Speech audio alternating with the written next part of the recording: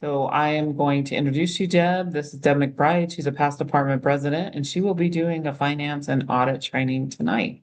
So Deb, it's all yours. All righty.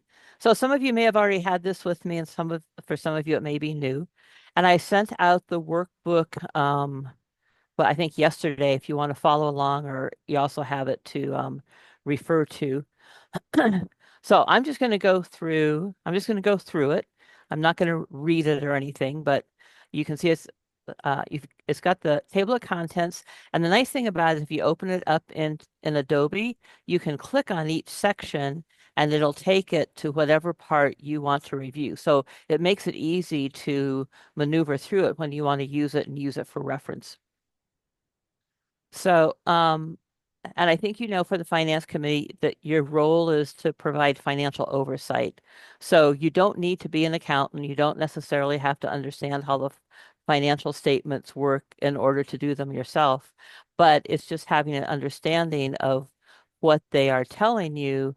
So when you review it, you understand our financial situation.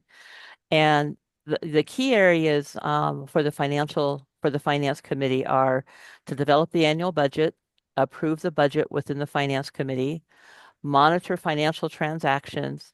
And I'm not sure how that's going to work now that you're changing how the office operates, but ideally keeping track of that. Recommend long-term financial goals along with the funding strategies to achieve them. So it's more than just thinking about what are we going to do today. It's when we make these decisions. I always tell people, think 5 years ahead. How will this impact you in 5 years? And does that make it a good decision? And then present all the financial goals and proposals to the executive board um, and general membership. So this gives you the ideas of what's expected of you and what is expected from reporting. And what's important in your reporting is to make sure that your reports are readable, meaning is the person who reads them actually going to understand what you're telling them? Work with staff to develop desired reports, and that's going to be in your, if I'm not mistaken, QuickBooks Online. Um, Make sure that you develop and distribute the reports that comply with the mandates of Constitution and bylaws. Collaborate with the treasurer to assure the committee both understands and can explain the implication of the reports, and then present the financial reports at mid-year convention and any other time that is requested. So the things that we really want to consider are the internal controls and accountability policies. And so one area that you're also responsible for is to create, approve, and update as necessary policies that ensure the assets of the organization are protected, ensure that you have policy and procedures for financial transactions. Now, right now it says documented in a manual or digital. I think everything now is digital, if I'm not mistaken, and then assure that those policies are approved. And, for day-to-day operations, that's important. If you should ever actually be audited, where they send somebody in to audit you, that's one of the things they're going to look for. Do you have the policies? And then when they audit everything that you're doing, they're going to look at how you've done transactions, how you've done business, and then does that match your policies? And if they don't match, that's when you get written up. Now, I think we've only had a couple of times that we've had quote unquote a real audit, if you will. And Diane may know better than I do. Um, but if some were to come in and require an audit, that's why those policies are important because that will be the guide for the official auditor, if you will, to make sure that the committee is doing their job. Um, and the entire executive board carries a fiduciary responsibility for the department, but as the committee, you take the leadership role in this and you're going to help them make sure that they do all the things they need to do to meet their responsibilities. So I thought I'd go through some budget terminology, and it's all in front of you, but I'll just take a minute to cover it. Debits and credits, the things that everybody loves, but when you think of finance, and if I'm getting too simple for everybody, tell me to stop and move on. I'm not sure of everybody's skill set with accounting. So if So I've Deb, gone, we're since we are going to be posting this, I think go ahead and go through it so that if somebody else is watching, Okay, then they'll be able to perfect. understand. Okay. Thank you. So accounting is, if you think of it, they show a scale when you look at accounting, and accounting is considered two sides, and they always have to balance. And so those are called debits and credits. And generally, a debit is where you're increasing cash. Debits refer to your money coming in, and credits generally refer to your money going out. The beauty of it is QuickBooks takes care of all of that for you. But when you look at a financial statement and you see debits and credits, you'll see that your cash accounts will be listed as debits and your expense accounts of money that's gone out will be listed as a credit. And that's why. For every action of a debit, there has to be a corresponding action of a credit of some kind so that the balance is always there. And you'll see that when you get reports from QuickBooks that will show you had a debit of cash that increased your cash balance, and then you may have a credit against accounts receivable so that they always stay the same. You've paid something off by increasing cash. If you didn't decrease your accounts receivable, then they'd be out of balance. But you're going to say, I'm bringing money in to pay something off, so I increase my cash balance. My accounts receivable is up here. I'm paying it off. Now my accounts receivable stays equal to what I did on the cash side. And so that's how it generally works. And I know that's really kind of simple, but if you just think, um, anytime I have a debit, I have to have a corresponding credit somewhere. Anytime I bring money in, it's going to be considered in the debit column. Whenever I send money out, generally it's going to be in the credit column. So you all remember Christmas Carol and Bob Cratchit leaning over the book and writing everything down?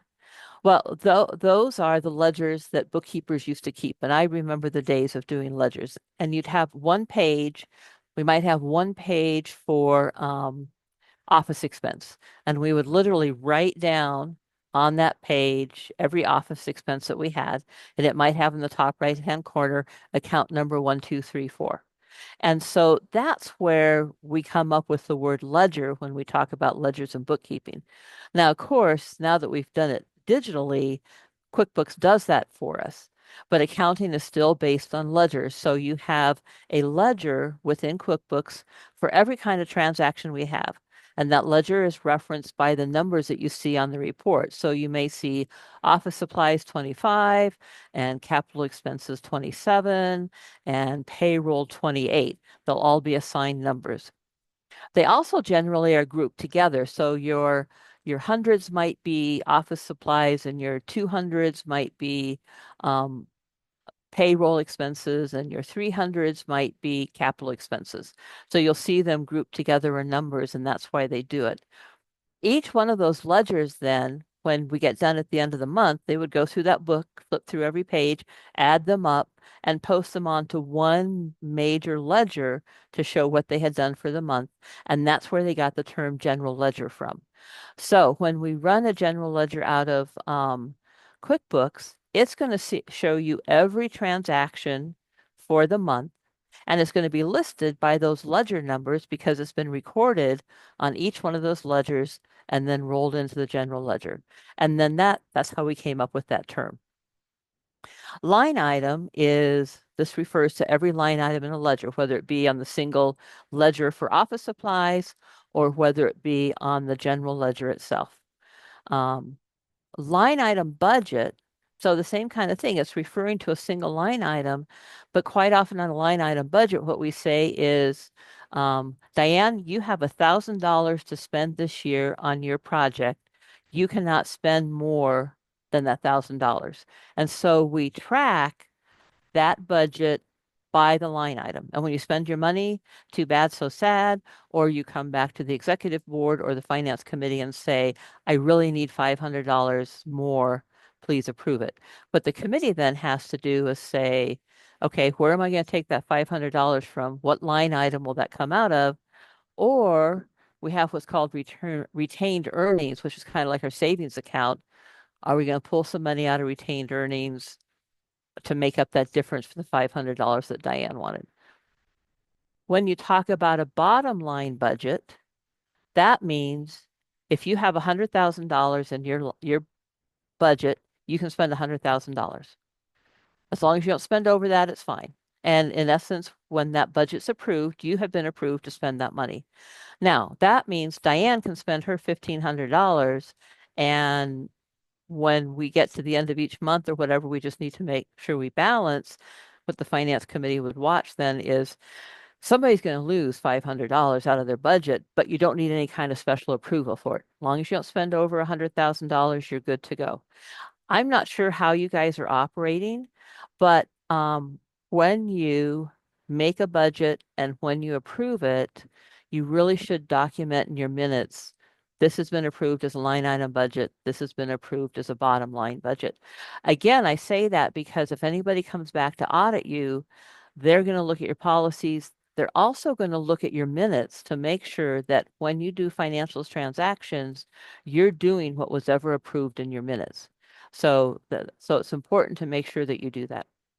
Now, restricted fund, I think you've all heard that uh, used, and that means that money goes in there and it can only be used for what it was designed for. So is it for the veterans home? Is it for Girls State? And no matter how much you want to plead, cry, or beg, that money only gets to be spent for that program. One of them was permanent membership, which I can't remember. Did we give that back to National already, or did we keep that? But that was one of those funds that you couldn't spend it on anything but membership. Yeah, we did that in 2019. Yeah, I thought we had done that.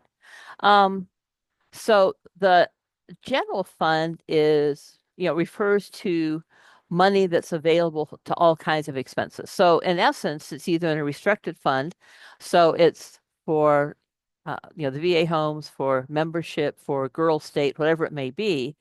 General fund then can be spent on anything.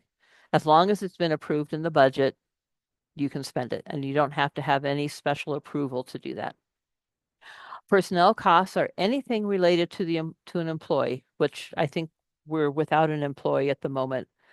But it refers to more than just the pay that you pay them. It's their payroll taxes, their Social Security, their FICA, if you give them any kind of a benefit like a healthcare cost, all of that is rolled up into personnel costs.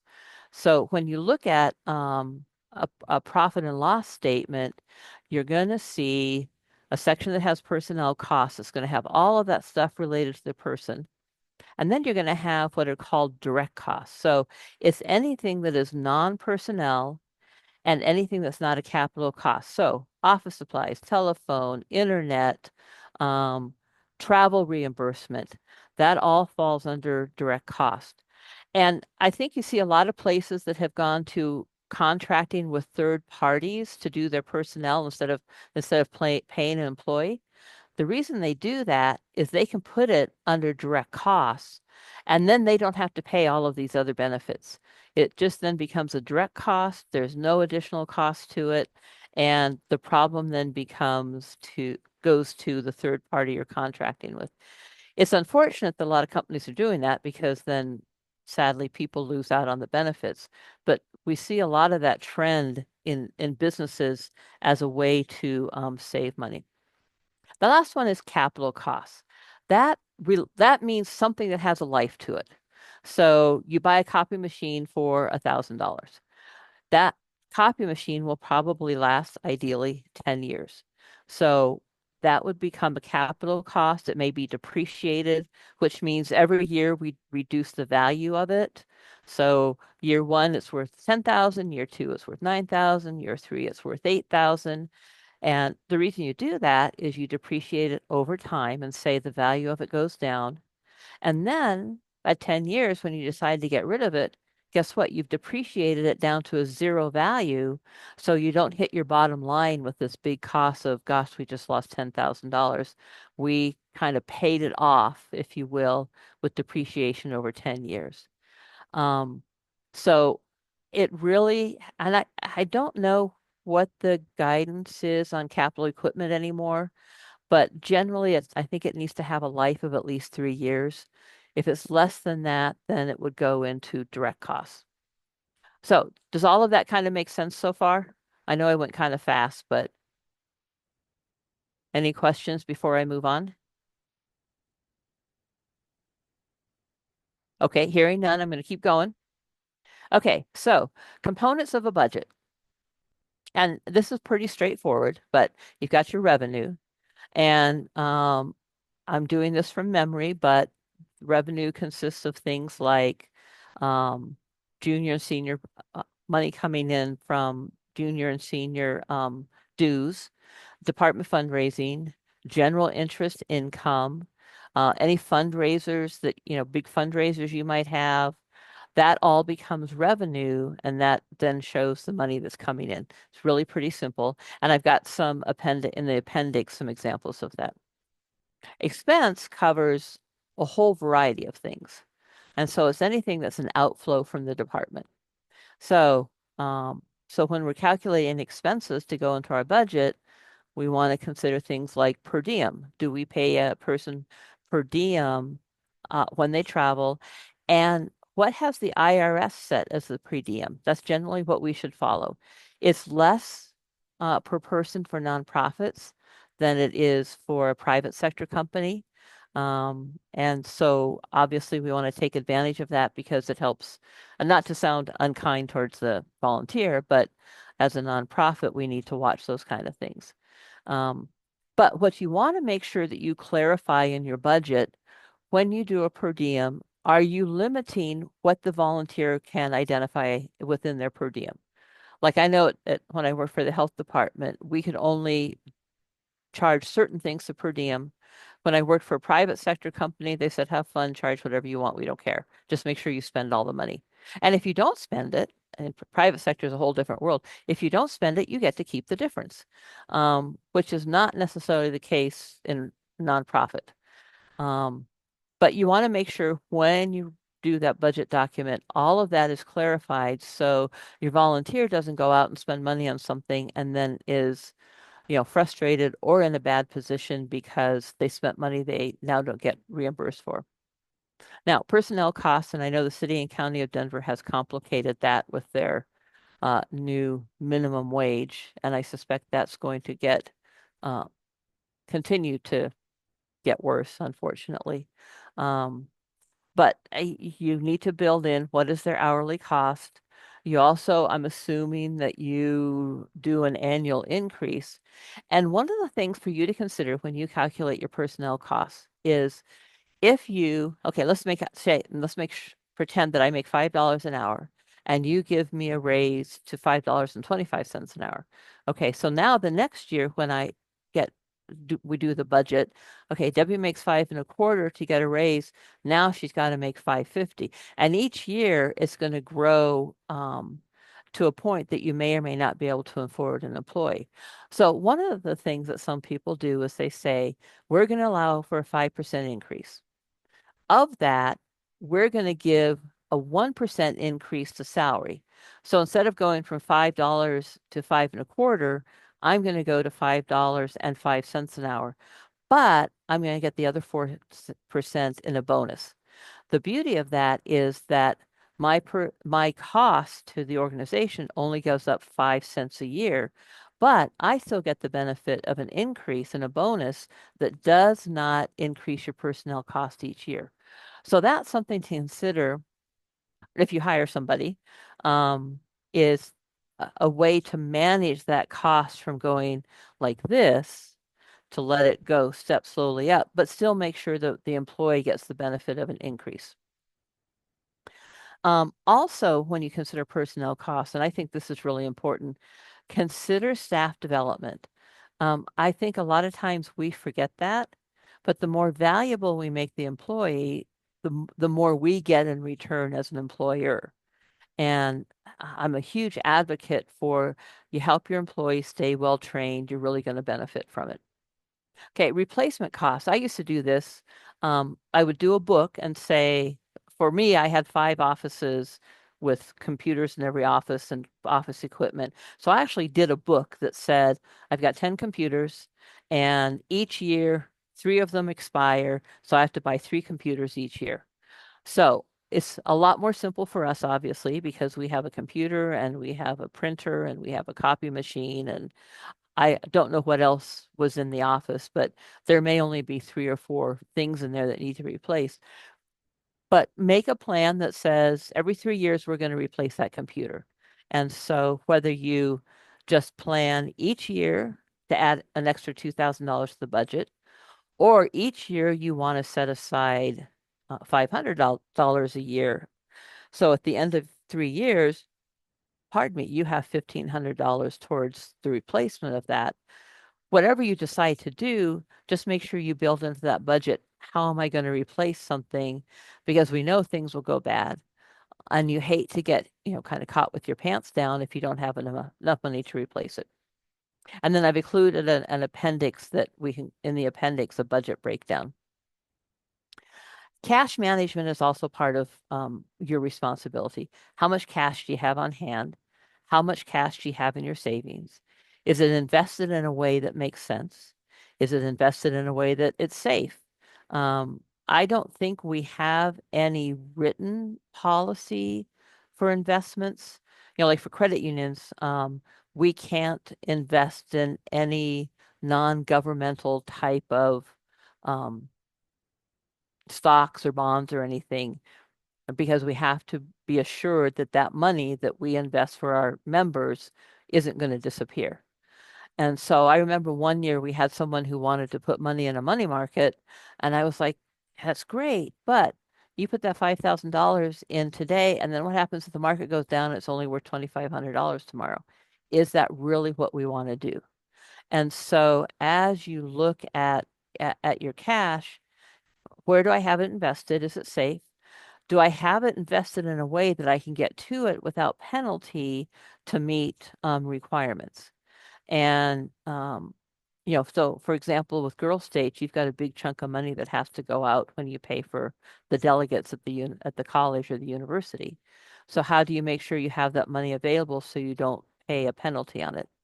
Um, and then how do you make sure you have some sufficient money in reserve? We've got our restricted funds. We know we've got those set aside, but we also have what's called retained earnings. And what that is every year when we don't spend our whole budget, we put it into retained earnings. So it's kind of like saying, okay, I had $1,000 left over this year. I'm going to put it into my retained earnings. That gives me $1,000 towards next year if we need it. And maybe you have several years that you build up your retained earnings and then you have a bad year, you've got a savings account to draw from. Um, and then per capita, and those are the assessments that we pay to national and any other um, any other thing that we have to pay either based on the number of members or based on the year, but you want to build that into your budget as well. Now, one mistake that people make, and this is important to remember, okay, so I get $10 in and $3 of it goes to uh, national, let's say. So I really bring in $7. What you need to do though in accounting is say I had revenue of $10, then I had an expense of $3. Or if we were using let's say we were using PayPal for people to pay us, and somebody pays us $100, and we then have $3 taken out of it from PayPal. We still have to show that $100 in revenue because that's really what we made. Then we have a fee that takes that money out. And I've seen us in the past where we've gotten a cash deposit of $20 and, oh, we owed somebody $10. So I'm just going to put $10 in the bank and call it good. Really can't do that. Got to show the whole $10 and then somewhere else show where that $10 to go out.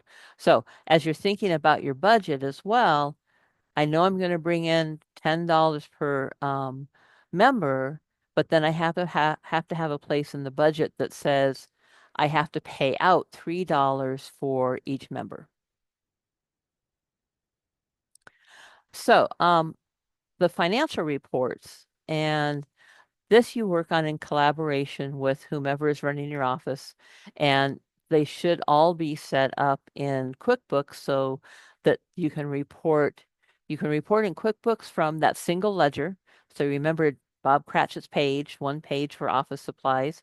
You can run that one individual ledger for office supplies and know exactly what you did for office supplies, or you can run a report for the general ledger that says, here's everything that we brought in and sent out, and it shows it on the general ledger. Now, the other reports you're going to run, and I can't remember if okay, I'll talk about the appendix. You're going to run two other reports, though. You're going to have your profit and loss, and your profit and loss says, here's how much money I brought in, here's how much money I spent, here's how much money I have left over. If you happen to have money left over, then it eventually goes into retained earnings. If you don't have money left over, then hopefully the next month you'll make up for that. Or when you get to the 6 month mark and you say, I had planned to spend 50% of my budget by now. I have spent on my profit and loss 60% of my budget. I know for the next 6 months I need to cut back so that I only spend the last 40% of my budget. And so that's the value of running those reports. Um, so that's one of the things that you look at as a committee to make sure you're staying on track with your budget and you're spending at a level that's appropriate to where you should be during the year. And I'm just looking at the time to see how I'm doing time. So we're half an hour in. I will get moving. Okay, role of finance chair. You're the principal liaison between the committee and the executive board. Also working with the secretary or treasurer, ensuring handouts and reports are prepared and sent to committee members in advance. And this may not necessarily be your job, it's just assuring that it gets done. I don't know how with QuickBooks the review and approve of all distributions is being done, but I think there's a process now for you to do that within QuickBooks, just to make sure that that's done. I know I used to drive over and actually sign off on things with Robbie. And then if we even use checks, which I'm not sure we do anymore, you can act as a co-signer on checks, or within QuickBooks, I'm sure there's a way for you to approve the expenditure. I know we use an accounting software called Sage Intact, and I'm responsible for distributions of grants. I do an initial distribution, and then somebody else then shows that they checked off and that I did the right thing. A nice thing to have is an annualized committee task list so you know what needs to be done. And you can do this in the form of a month-to-month timeline. This is what we need to do every month. So you know what's expected. Are you meeting quarterly and reviewing everything quarterly? So this is what we should do at our quarterly meetings. But it just helps you to make sure that you stay on track and get things done. And the finance chair does not have to be a professional numbers person.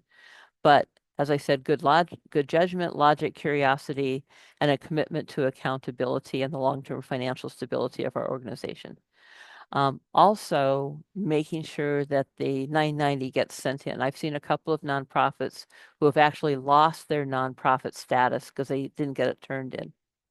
So here's an example of a financial balance sheet, and I'm surmising most of you have seen one of these already, but I don't want to assume.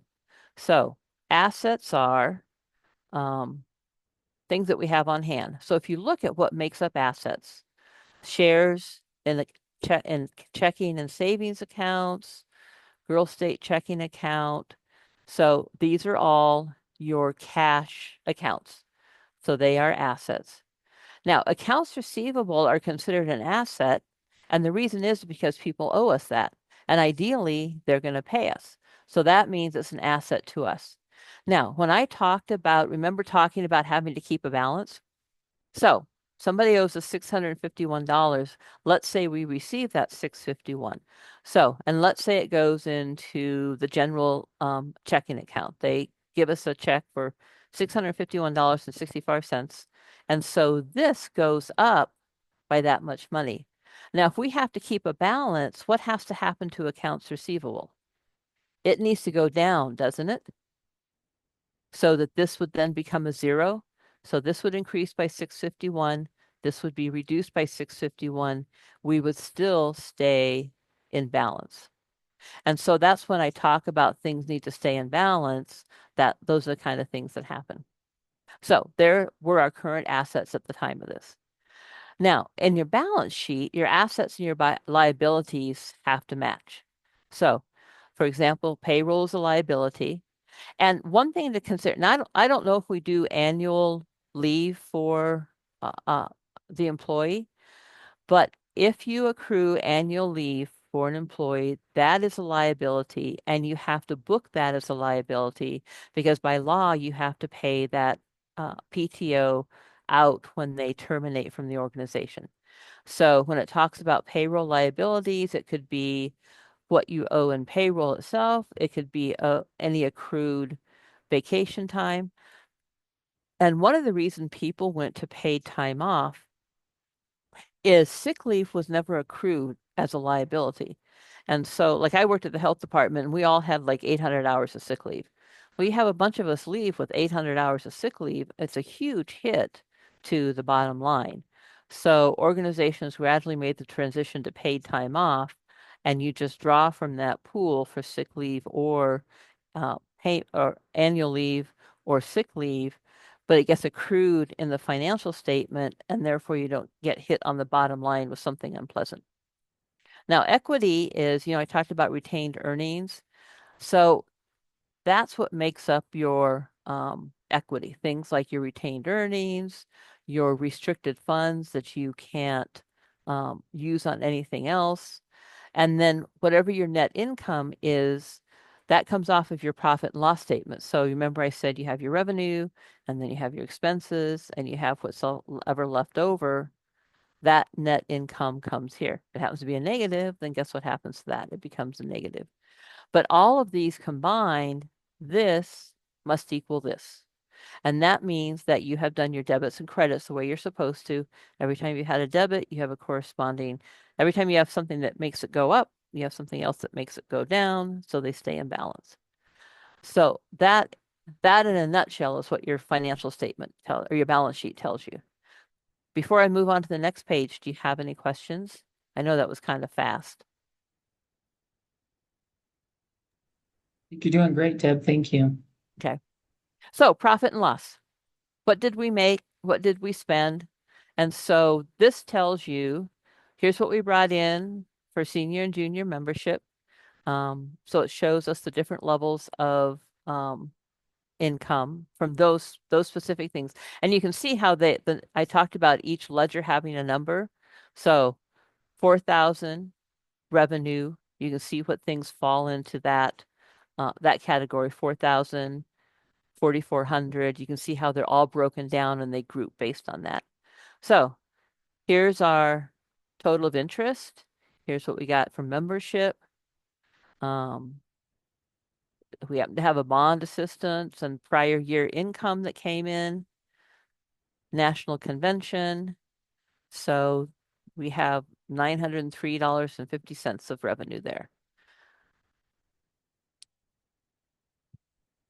I think I get a little carried, yeah. And then we also show, so all of this adds up together. So emergency fund money that came into that, cavalcade of memory, all of these things, the 4,000 numbers are 4,000, I think 5,000 both were revenue. Yeah, and then 6,000 was expense.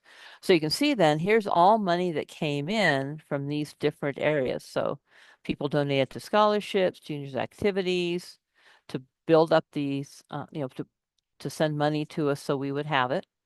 Money that came in for the gift shop, that type of thing. And then money that came in for these different areas. Now, if you notice, these are 5,000 numbers. These are all restricted accounts. 4,000 numbers look like they're all general fund accounts. So if we remember, general fund, you can spend it on anything you want. It's not limited or restricted.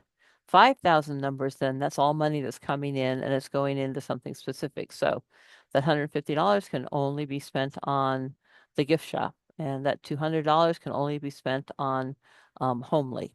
And so that shows where our money came in and where it was deposited and how it ends up in a restricted fund.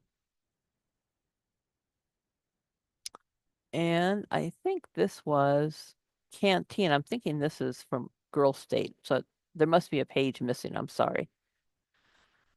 So gives us our gross profit, $62,808.71. Then here comes our expenses. And now you can see these are, I think these are $6,000 and $7,000 numbers, if I remember correctly. So it lists out everything that we spent and identifies them by line item. So as we talked before, each one of these is actually a ledger. And you can see then where we spent money.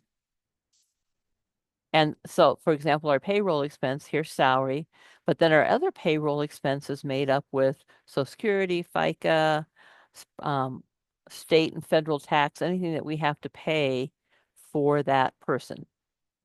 And then also here are here's all the other things that we have to pay for an employee. So to say somebody makes $15 an hour is not necessarily all that you're going to spend, because look at how much this is, another $575 in order to pay an employee. And then here's all of our reimbursable expenses that goes to our volunteers. Here's our office supplies, so you can see how it just lists those out.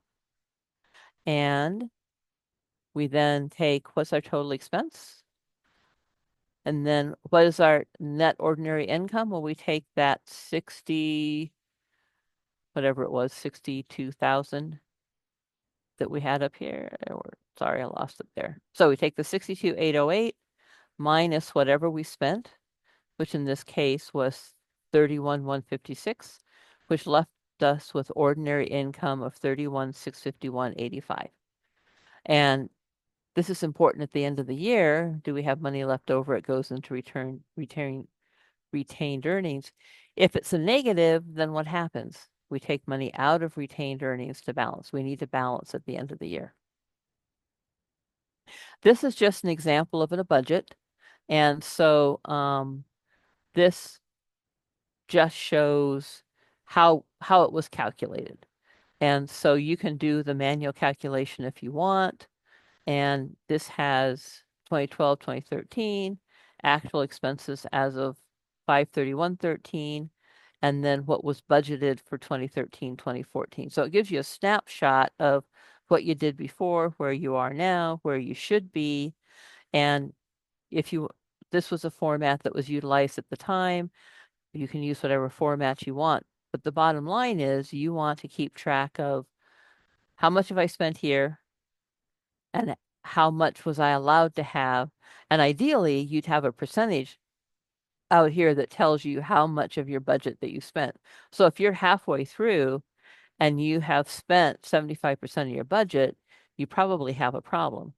If you get halfway through and you've only spent 40% of your budget, you're doing great, but are there things coming up like end of the year convention, those type of things? So this kind of reporting helps you keep track of how much have I spent and how much do I have available to spend and how am I doing? And then this is just a sample of a detailed budget that walks through, what the expenses would be. Because really what we used to always do, and I think you still do, we'd figure out how much we're going to spend. And because you need to have a balanced budget, that would tell you either one, how much revenue you needed, or you can never make that much money in revenue. You need to cut expenses. So really what we used to do is figure out how much we were going to spend. And that would tell us then, that would be the first step in telling us how much we needed to have in revenue and were all these expenses realistic. And that is finance in a nutshell. And I know pretty fast, but do you have any questions? You have all this stuff to go back and look at. This has been extraordinarily helpful. Oh, good. Well, I know I went kind of fast, but the auditing is the stuff I really like. I mean, this stuff is good. But all right, then. Deb is an audit guru. She loves to do the Well, digging deep and having fun with it.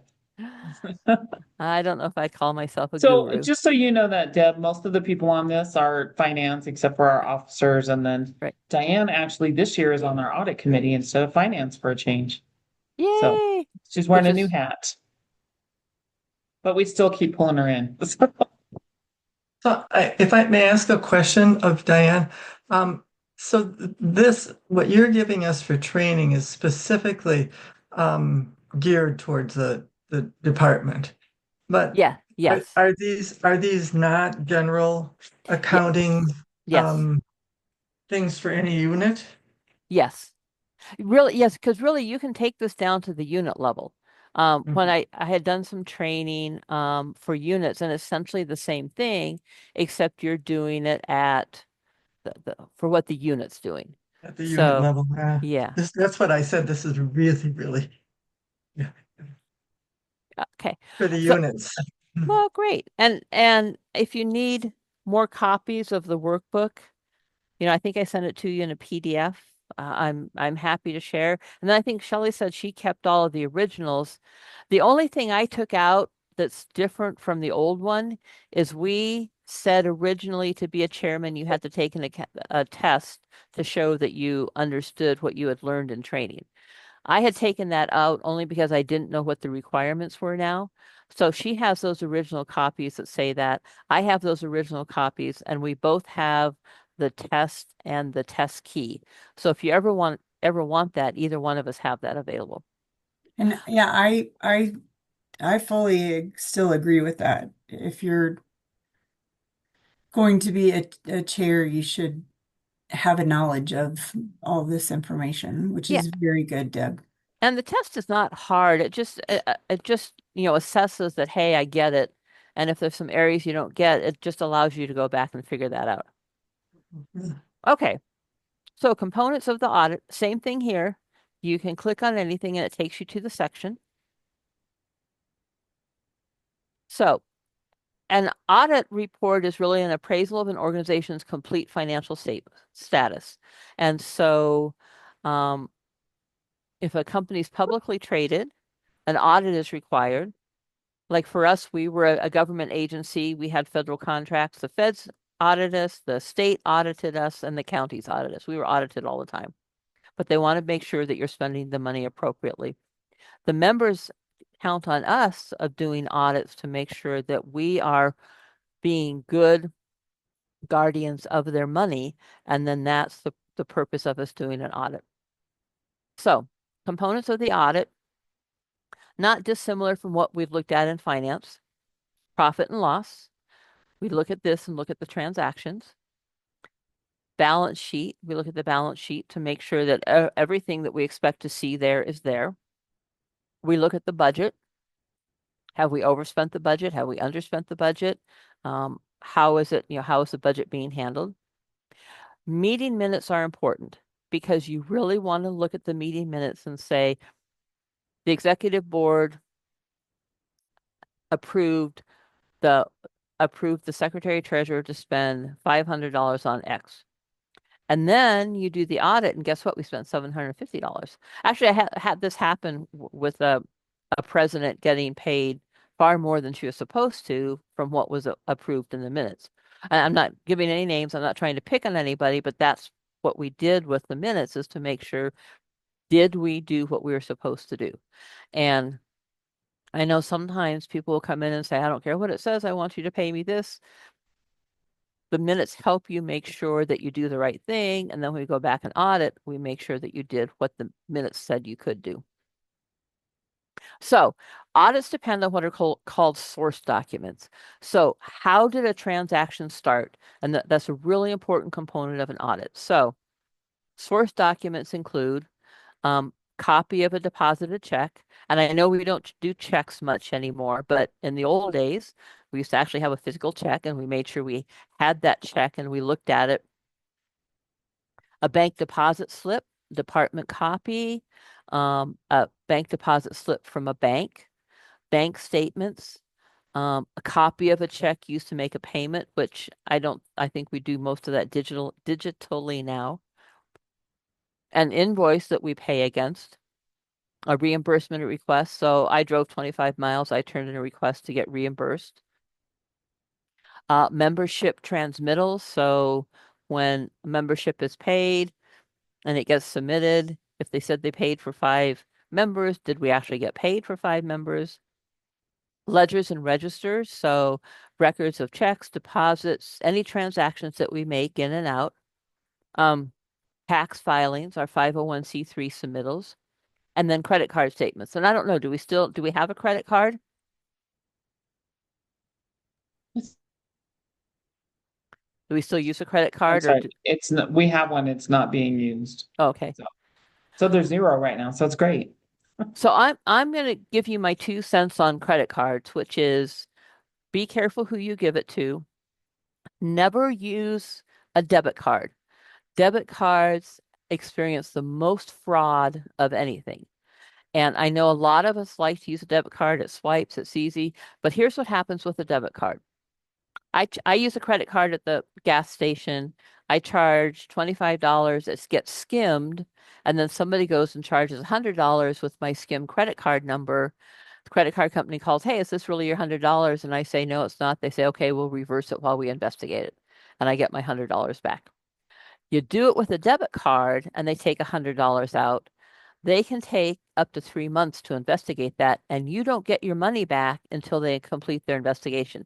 I knew someone who had $8,000 skimmed because of a debit card, and it took months for them to get it back because they don't return it automatically. They only return it after they complete the investigation. So I really encourage people don't use a debit card except in an ATM to withdraw money. And even then anymore, we're starting to have skim problems with that. But once they get hold of your money, the bank is not going to return it until they've done a complete investigation. So we do what are called tests in auditing. And we want to look at all of these source documents and make sure that all the way through to when they end up on a report, everything has happened the way that they're supposed to. So one of the things that we look at obviously are the bank statements. We define the period that's going to be audited. And I always encourage people, if you end your audit on June 30th, then your next audit period will begin July 1st. The other time you should audit is when you change treasurers. You should always audit the departing treasurer and make sure their books balance before they go to a new treasurer. Because if there is anything wrong, and I'm not saying that our treasurers do anything wrong, but let's say there's mistake or fraud or anything, if you go 3 or 4 months with the new treasurer, how do you really know who committed the fraud? And then you've got a problem. Was it our old person who committed fraud or the new person who committed fraud? And then you've got a problem. So whenever you change whoever's handling the money, audit, close it out, sign off on it that their book's balanced. So then you want to gather your materials. And so the things that you need are your source documents. So bank statements for the audit period. And I always got all the bank statements. I didn't just do 1 month. And I'll show you why on the worksheets what we do. You want to get the corresponding corresponding ledger or bank register from QuickBooks. And if I'm not mistaken, you do all of your reconciliations in QuickBooks, so you can print out that reconciliation. A balance sheet for the period being audited, and balance sheets run as of the day that you run it. So you want it run very close to the day that you're doing the audit, preferably on the day that you're doing the audit, because it reflects every transaction up to that moment. If you do it a week ago, it's going to, everything that's on it's going to be a week old and might be different from what you actually find when you do review of information. And then I'm going to show you worksheets there's worksheets in the appendix. And I'm a big advocate for worksheets because you show your work. Sorry, my dog wants attention. You show your work, and if you have a problem, you can go back and look at it. Or if somebody has a question, or they say, "Gosh, we think your audit is off. Let's look at the worksheets." It's a really good way to demonstrate what you've done. No. So your bank statements need to be reconciled to the registers in QuickBook. And I think all of us, I think we all do our bank statements online now, but I've got a sample of a worksheet in here. And actually what I used to do with the audit is I would reconcile all of them for the entire year. and then record that in my audit. And we have found, I think one year somebody lost $2 and they said, Deb, we cannot find it. I give up. You guys see if you can find it. And we found it. But that's because we started at the beginning of the year and we ended at the end of the year, and we were able to track down what that $2 was. And then it should be those reconciliations should be included as part of the final report to the DEC membership, whomever you're reporting to. So it's unrealistic to expect an auditor to review every expense, which is why we do a sampling of transactions. And you define the period. And like when we would do federal audits, they would want information only related to money that we spent for the federal program. You can select things like, I want to know what's happening in restricted funds, unrestricted funds. I'm worried that we have spent too much money on reimbursements, so I want to see money for that. I heard that we spent a whole lot of money on office supplies, so I'd like to see the invoices for that and how we paid them. But you want to gather your materials, and when you get your list of expenses, you want to know the transaction type, the Deb, I have transaction. a question. Oh, sure. So when you're defining that, who is defining that? If you're going in to the audit and just taking a random selection, but maybe you also have the actual versus budget in front of you to say, we're way over budget on mileage for a certain person. Is it up to the audit committee to say, I'd like to see that in Yep. correlation with the meeting minutes? And Yes. okay, The audit committee should select the materials. okay, And there's nothing that limits you on what you can select. okay, And okay. actually, I encourage that because let's say I'm your treasurer and my sister, I'm paying her a reimbursement every month. Like, woohoo, we got a deal going on here.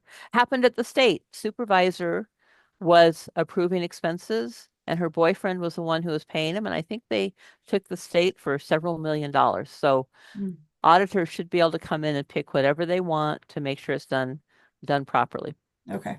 And then you want to test them. And I've just given some examples of what we mean by testing. And I've got a sample of a worksheet here. So is there a source document? So we're looking at office supplies. Is there an invoice? Yeah, I've got an invoice. Did somebody sign off on it? Yes, Deb signed off on it. Did she say why she got it? Yes, she made a note on there. In the minutes, did we approve this or was it within the line item budget? She has not overspent the budget, so there's no reason to look at it. I've got an invoice for $1,500 and we've only approved 1,000. We need to see where in the minutes that was approved. So that's what you look for when you're looking at your source document.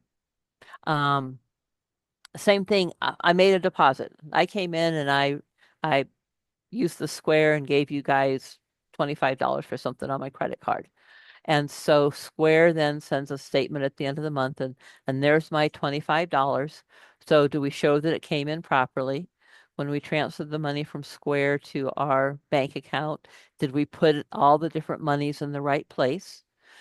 Did we follow that transaction all the way through? So $25 came in, it went into the checking account, and then we had a $3 fee. So is there a post in QuickBooks that said we paid a $3 fee for that transaction? And so that's what you're going to look at from your source document. A travel reimbursement, is it properly completed? Are all of the backup information there that we request? Is it properly approved? Has it been dated? Has it been coded by the finance chair? And I'm not sure if you do that anymore, but I used to go in and sit down with Robbie and we actually approved every expense and made sure it was coded properly. Does the expense fall in the line with an approved budget? So I bought a basket of pears and peaches from Harry and David's, and I thought that was a great idea. Where in the budget did we approve spending money on a basket of peaches and pears from Harry and David? Oh, it's for our national president's visit. Great. But Debbie gave it to her sister. Is that really okay? So those are the kind of things that you're looking for. Was the expense posted to QuickBooks using the code approved by the finance chair? So I signed it. Let's say I'm the finance chair. I signed off on it. I said this should be an office supply and I mark it as such. And it gets posted to postage. Well, therein lies a problem. It really should be moved to office supplies because it was not approved to be postage, or vice versa. So you're looking for that. And was it posted to QuickBooks for the amount that was approved? So Deb spent $1,000 at Office Depot. Woohoo! I had a great time. And I was only approved to, well, no, I spent 1,000, but in QuickBooks, guess what? Shows up $1,200. So how come that invoice is posted at $1,200? Well, there goes Debbie and her sister again. You know, we posted an extra $200. So you're looking for those kind of things. Does it match what was approved? Was the expense paid within established guidelines and timelines? This is really important at the end of the year because you want all of your year-end expenses within that fiscal year. So you want, for example, your convention, which comes at the end of the year, you don't want to be paying convention stuff in September.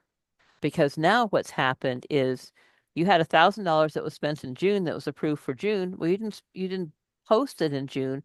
Oh, I'm going to expense it in September. What happens then to your next year's budget? You're automatically off by $1,000, and now you've put the new president $1,000 behind through no fault of her own. So was it posted where it was supposed to be? Did the expense clear the bank for the amount posted to QuickBooks?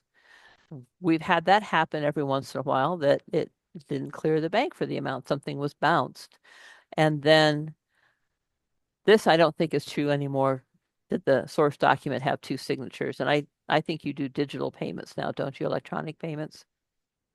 But I'm assuming you have a system that requires a secondary approval to release those payments.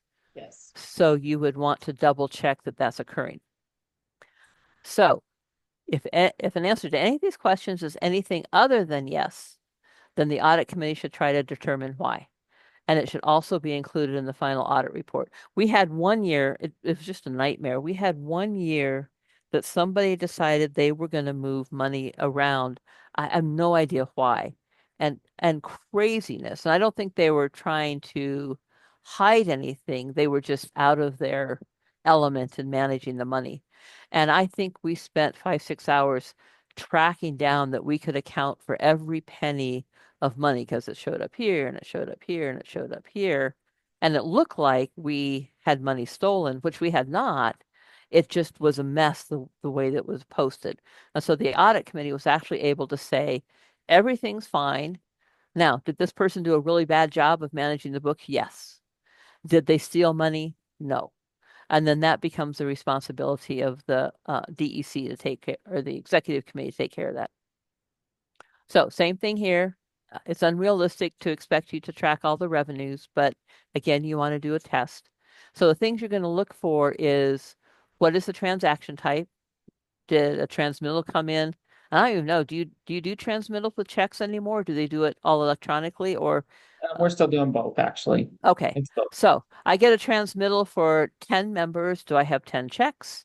Does the amount of the transmittal match the checks? Did they all go on a deposit slip? And can I see that deposit slip? And can I see where it hit the bank? So you use that as your source document. Does it have the transaction amount, the date? Does it have the revenue source documents like the checks, the receipts? Do you have the bank register so you can see where those deposits were made? And those get a little tricky when you make a deposit on the 31st and they don't really hit the bank until the second or third of the next month. And we all know that from reconciling our own accounts. And then the bank statements for the audit period. So to test our revenues, again, is there a source document, a check, a receipt for cash received? And ideally, we should create a receipt for money that's reserved. Even if we just enter it in QuickBooks showing that we received that money, something that's generated in the system that shows we're accounting for that money that's coming in. is the source document listed on the generated deposit slip? So we got a transmittal for 25 employees. We should have had, 25 members. We should have 25 checks. Guess what? We have 24 checks on our deposit slip. How come? Where's check number 25? Does it on the deposit slip, does it list what it's for? And then does the deposit slip match the bank deposit slip that came back? So for every deposit slip that we fill out manually, we should have a printed deposit slip from the bank. And we actually have had it happen where the bank missed a check and the deposit slip was different from the money that we gave them. And I don't honestly remember what happened. I don't know if the check got stuck somewhere. It wasn't anything that our person did wrong. It was actually a bank error.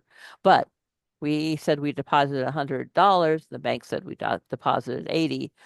We need to find out why. And we tracked it back to a problem with the bank. Is it posted to the correct code? So we got membership, but I posted it all to donations. Well, what happens then when we look at our budget? Let's say it's $1,000. Suddenly, our membership is behind $1,000, and again, that creates a headache for your president and for the executive board. And then, does the deposit? This is really important. Does the deposit slip appear on the bank statement for the same amount and date that appears in QuickBooks and it appears on the bank statement? We had a traveling nurse who would collect fees from remote clinics, say that she, collected it all, but she'd sit on it for like a week or two and use the money for herself and then replace it and then come in and deposit it. Well, the clinic was on Monday. She didn't deposit the money till Friday. And so she didn't steal it. She just needed it during the week. So it's really important if Debbie says that we got 10 members paid on Monday, and Debbie filled out the slip and said, I took it to the bank, but the bank says Debbie didn't bring it up to us on Friday, then you've got a problem with Debbie, that she's doing something she shouldn't with the money. So the audit report, and this is, I've tailored this after how the feds used to audit us. And I've done it this way for a lot of organizations.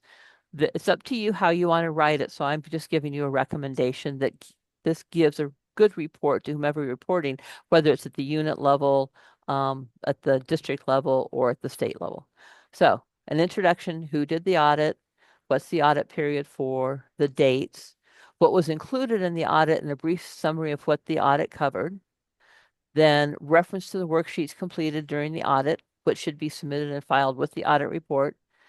And then a summary of any issues identified, and if there were any recommendations related to those issues and findings. And those recommendations are important because what should happen is then when you do an audit report, you should look at last year's recommendations and were they met. So last year, Diane audited and she, said that Debbie should not be allowed to handle money. She should not be allowed to take money to the bank. That looked what happens. So when you do the audit this year, has Debbie stopped taking money to the bank? Yes. So you say in your audit report, yes, that recommendation was followed. Debbie is no longer allowed to handle money or take money to the bank.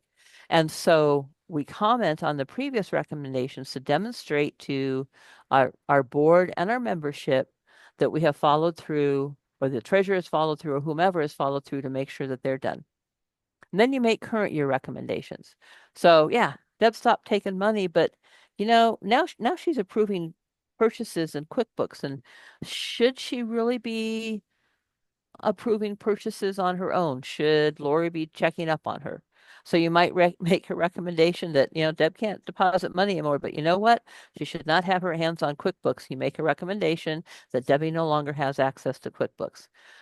It could be simple things like I gave an example there where there was a $160 posted to QuickBooks as a donation, then expended from QuickBooks, but the deposit never showed up. Well, this is one of the examples I gave. She had $160 in cash and she needed to spend $160. What's the big deal? She just says, I got $160, I spent $160, we're even, right? Well, there's no record then of that cash coming in and going out. It's just, Nothing. And so how do you really know what happened to that $160? So, and that's the comment about, generally accepted accounting practices. No matter if you think, I got the cash, why not spend it? Never, ever, ever goes in the bank and then it goes back out. And it took us a while to track down what happened. Then we wrote that up as a recommendation. We wrote it up as a finding and wrote it up as a recommendation. Closing paragraph should summarize what happened during the audit. Are the books in good order? If the recommendations from previous years have been addressed, anything that came out of the audit. And then I think it's always important that we say thank you to whether it's the treasurer, whether it's the board, whether it's the committee, we say thank you to whomever's been working on this, and if they've done a good job. And then in closing, list the people on the audit committee who worked on it. And just, things to consider. You're the oversight committee to assure funds of the organization are being properly managed. And, the report should be available to anybody who wants to see it so that they know that we're handling their money well. And then I made a comment about, if you wanted to, you could expand this. That we used this effectively for years. So I think it does a pretty good job. At some point you may be, I know when Debbie was at National, she was pushing everybody to pay an audit company to come do an audit. Well, and Diane, I think you were part of the conversation at one time. It was $5,000 or $7,000 to have an audit done, which is one reason we went to this, so we could demonstrate that we really do a good job auditing. Do we really need to spend every year $5,000 of our hard-earned money? Maybe we need to do one every 5 years, and we put that into the budget. So here's just a sample reconciliation worksheet. And it's just like a bank reconciliation. What's the account name? What's the account number? What's the closing balance from the ledger? What's the closing balance from the bank statement? Your deposit into your checks, closing balance. And when you add all of these up and take all of these out, this reconciled balance should match your bank statement. So here's some sample. This is actually from some budgets that I had done, or some audits I had done. So here's the CD. So here's what QuickBooks said we had. And then here's what we said, the bank said we said we had. And so we had a problem with the way that the interest was posted. And so we made a notation that there was a problem with the way that the interest had been posted and what the actual balances should be. Then checking, same kind of thing. Here's our ending balance. Here's our ending balance. And then here's a notation. These were 2 checks that cleared from July that cleared in August. And this must have been an August reconciliation. So just like we do on our home checking account, we have to track those checks that cleared outside of the time we're reconciling for. Same thing here. This is the one for the $160. And so we made the notation, see, withdrawals, 3,160, but 3,000 here. And so that's how we found it. 160, 162.19, but only 219 here. So we finally figured it out, and then we made the notation that it didn't appear on the bank statement because it was never deposited. So this is what I used to use, and you can use anything you want, but when we would pull things for testing, would use this. So transaction test worksheet. So this was for expenses for the audit period and the date. So what's the expense type? Who was it paid to? If a check, what was the number? If ACH, what was the transaction number? Is there a source document? Yes or no? The type. If no, why? Is the source document properly coded and dated? Yes or no? If no, comment. Does the expense fall in line with the approved budget? Yes or no? If no, comment. Was the expense posted to QuickBooks using the applied code? Yes or no comment. So you can see it allows you to do the test, and you would do one sheet per each item that you test. So you might do 5 tests, you'd have 5 sheets. And then that way you've got a record of on this transaction, what was wrong with it. Or ideally, what was right with it is what you want. Say, same thing for revenues. Audit period, revenue type, received from, same kind of thing. Check number, receipt number, and then it goes through the same thing. Is there a SOS document, properly documented? Is it identified in the deposit slip? And what is it for? Does the amount and date on the department deposit slip match the bank deposit slip? Posted properly to QuickBooks? Was it posted to the correct code? Does the deposit amount on the bank statement match the amount and date in QuickBooks? So again, it takes you through testing, so you don't have to remember. It just walks you through each thing that you need to look at for the source document. We used to do 3 to 5, since we're not a large organization. If you're having a problem, you can do more.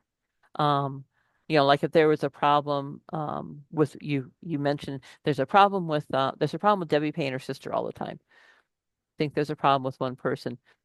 Pull all of the transactions for Debbie, and then you can do a worksheet for each one. I know it's a lot of work, but when Debbie comes back and says, "My God, I do not do that," you can say, "Yeah, look at our tests. We documented that, yes, you have not done this correctly, and I don't know what you're going to do to me then, but you have proof and you've documented it the proper way." So here's a sample of a report. I think this is the one I actually wrote.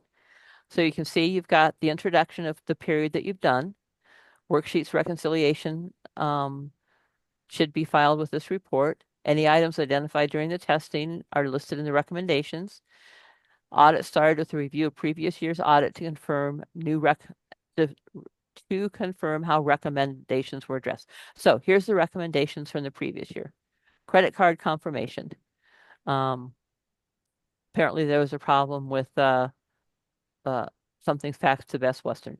Recommendation with the epidemic of identity theft, da da da da da. Outcome, another set of receipts was found and filed, so it met the requirement. Date 1, 10% withholding. One check of department from date 1 for the transaction report from date 1, an additional 10% was withheld for credit card transaction. Upon reviewing other payments for transaction management by date 1, there were no extraordinary withholdings. So for some reason, they held 10% versus the 2.9%, which was the fee that was agreed upon. There should have been a better explanation to the department of why that happened. And now when we look, there don't appear to be any extraordinary charges from data 1.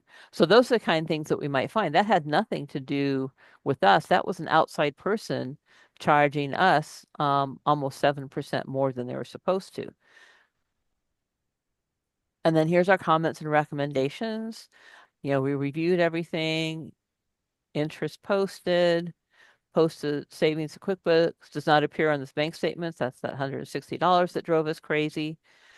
Research and confirm the transactions, and then we close it by saying the books are in good order, and encouraged to assure the recommendations that were not addressed in the previous year's audit be addressed, and recommendations from this year's audit be addressed.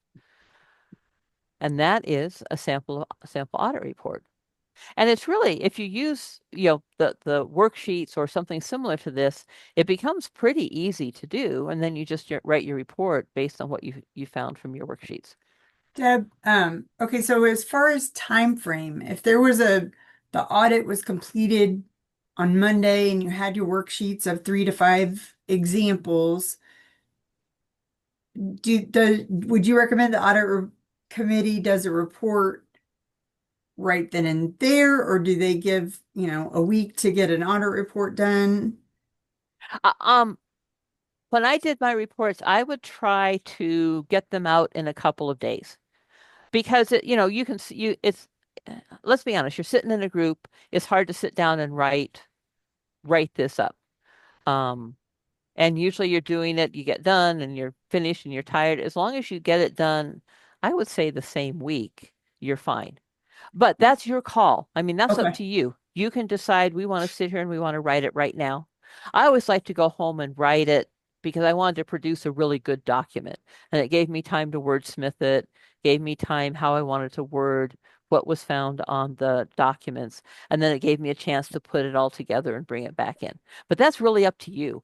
You know, there's Well, and I no, feel like in the past, we've kind of gotten laxed on these reports and trying to bring it back this year. And Diane, in speaking to you as on the audit committee and Karen and Rhonda, of utilizing these worksheets and then making and sending our report to the DEC to review, but also uploading this information to our website or wherever so that our membership sees, rather than a once a year report that we got last year that just said everything was fine. And I would really like to go back to this documentation practice and, on and our audit And it's and really, finance. yeah.